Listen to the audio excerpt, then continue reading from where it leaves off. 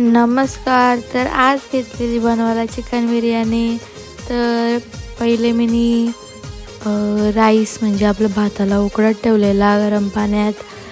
तो पहिले तेल वगैरे टाकून मग त्याला पाण्याला बॉईल येऊन दिला आणि मग शिजवत ठेवला आणि चिकन मॅरिनेट करायला घेतला.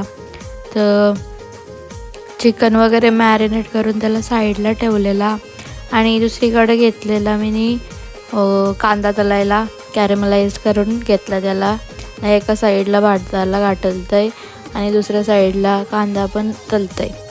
तर तो तळून वगैरे घेतला आणि आता बघूयात आपला भात शिजला आहे का नाही.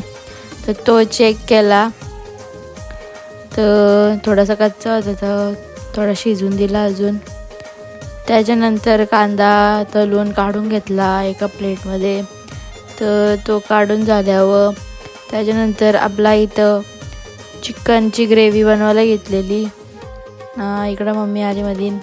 तर तेल घेता तेल सांडवला आणि आता आपण टाकून घेऊयात त्याच्यात कांदा. तर आपण पहिल्यांदा कांदा टाकून कांद्याला एकदम गोल्डन ब्राऊन एकदम शिजवून घेऊ. त्याच्यात थोडासा मीठ टाकू, थोडासा शिजून होतं.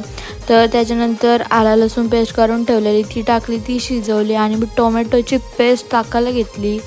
टोमॅटोची पेस्ट टाकून त्याला शिजवली एकदम पूर्णपणे आणि मग बिर्याणी मसाला आणि सगळे मसाला टाकून घेतलं, घरचं पण मसाले टाकले आणि त्याच्यानंतर चिकन टाकून घेतला. चिकन टाकून मग शिजत ठेवला आणि कोथिंबीर कापायला घेतलेली मी. कोथिंबीर कापून मग एकदम तिला छोट्या याच्यात कापली एकदम प्रोफेशनल. तर चिकन वगैरे शिजलं आहे.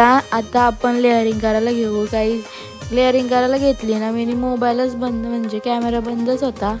तर बघा अशा प्रकारे मी लेअरिंग केली. जाम झंझट असतं.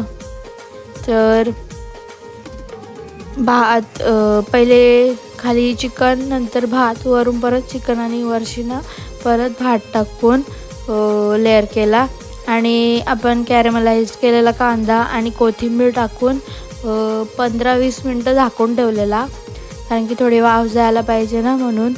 तर अशा प्रकारे झाकून ठेवला आणि आपली बिर्याणी रेडी आहे. तर तुम्ही पण ट्राय करा आणि मला कमेंट सेक्शनमध्ये नक्की सांगा कशी झाली ती. माझी तर भारी झाली ती, जाम मजा आली खायला. तर भेटूया दुसऱ्या व्लॉगमध्ये. तोपर्यंत बाय बाय. थँक्यू.